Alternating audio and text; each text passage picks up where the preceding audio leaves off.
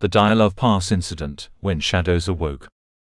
The Ural Mountains have always been ancient, unyielding, and ominous, a place where the land is as unforgiving as the winter's bite. It was January of 1959, a month when the bitter winds howl through the mountains like wailing ghosts. 9 experienced hikers, all young, full of life, and filled with ambition, set out on what should have been an invigorating expedition into the heart of these icy giants.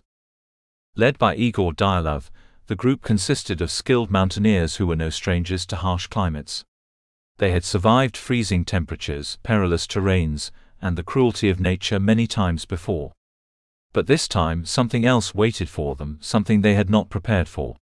Something that watched from the shadows, waiting for them to come closer. Their goal was simple: ascend Ural Mountain, a desolate peak whose very name in the Mansi language meant "do not go there." Superstition and folklore had long whispered warnings about this place, but science had always dismissed such tales. The 9 hikers, filled with the vigor of youth and logic, scoffed at the warnings. They set out from Vizhai on January 27, a small settlement on the edge of civilization, and walked into a world that had long been left to the cold, to the forgotten. A rising darkness. The first few days went smoothly. Diaries recovered from the group's belongings tell of camaraderie, of songs sung beneath the stars, of laughter that echoed off snow-covered trees. Each night they set up camp and shared stories to fend off the creeping isolation of the wilderness. But on February 1, everything changed. They deviated slightly from their intended path, veering towards Korlat Syakhl, a mountain whose name, translated from Mansi, ominously meant Dead Mountain.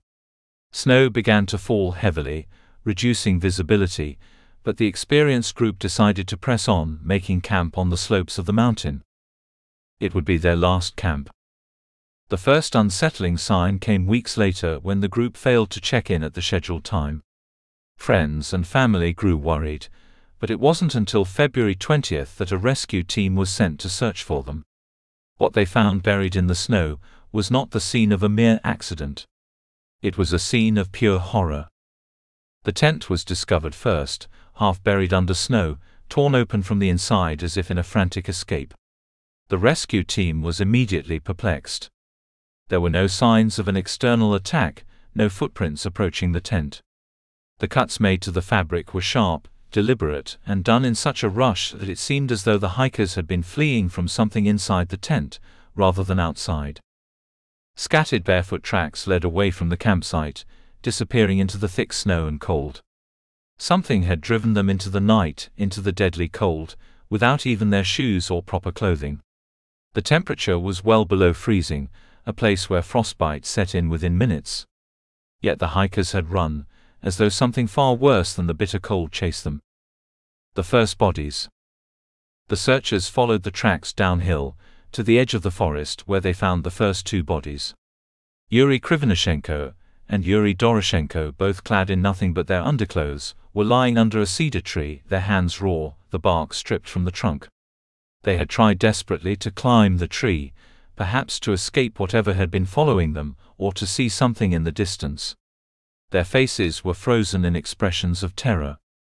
Their skin was strangely discolored, a sickly hue that the rescuers couldn't explain. Between them lay the remnants of a small fire, barely enough to fend off the killing cold. And then came the chilling discovery: the tops of the tree branches were broken off, as though something large, something much larger than a human, had brushed through them in the night. The bodies of 3 more hikers were discovered further up the slope, as though they had been trying to return to the safety of the tent. Igor Dyatlov himself, his face contorted in what could only be described as fear, lay frozen in the snow.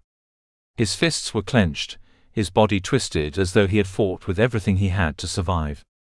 Beside him was Zinaida Kolmogorova, the only woman in the group, who had suffered severe bruising on her arms and torso. Yet there were no signs of struggle, no indication of an external attacker. It was as though the land itself had turned against them. Rustam Slobodin was found not far from the others, his skull fractured, but with no external wounds that could explain the violence of the injury. It was as though something had struck him from within, something invisible, something impossible. The final 4. It wasn't until 2 months later, in May, when the remaining 4 bodies were uncovered from beneath the snow, deeper into the forest. Their discovery only deepened the mystery.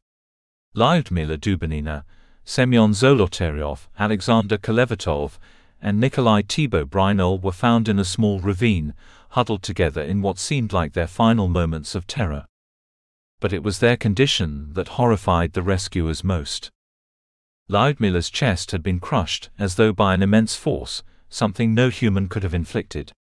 The impact had shattered her ribs, and worse yet, her tongue was missing. It had been torn from her mouth.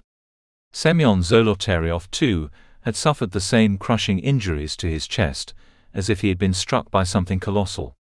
Both their bodies had inexplicably high levels of radiation. And yet there were no external wounds. No bruising, no claw marks, no bullets. Whatever had killed them had done so in a way that left no trace, except for the look of unspeakable horror in their frozen eyes. Theories of the unknown. The official investigation, launched by Soviet authorities, was swift but unsatisfactory. They concluded the deaths were caused by an unknown compelling force. But what could that force have been? What could have driven these seasoned hikers from their tent in the middle of the night into the deadly cold, without shoes or proper gear? And what could have inflicted such devastating injuries without leaving a mark on the outside? Many speculated that the Soviet military had been conducting secret weapons tests in the area.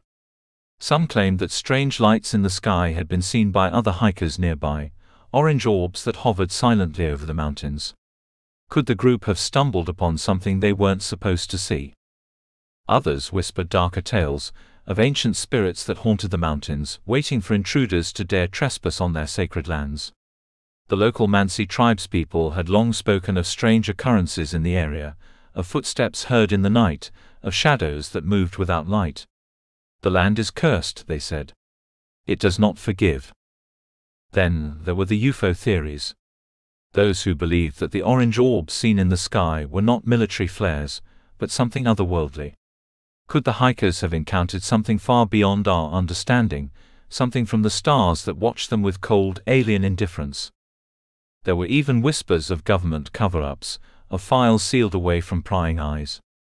The radiation found on some of the bodies only fueled these suspicions.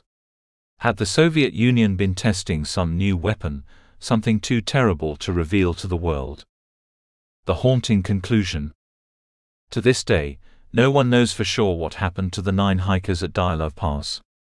The case was closed with little explanation, the files locked away, and the area remained off-limits for years afterward.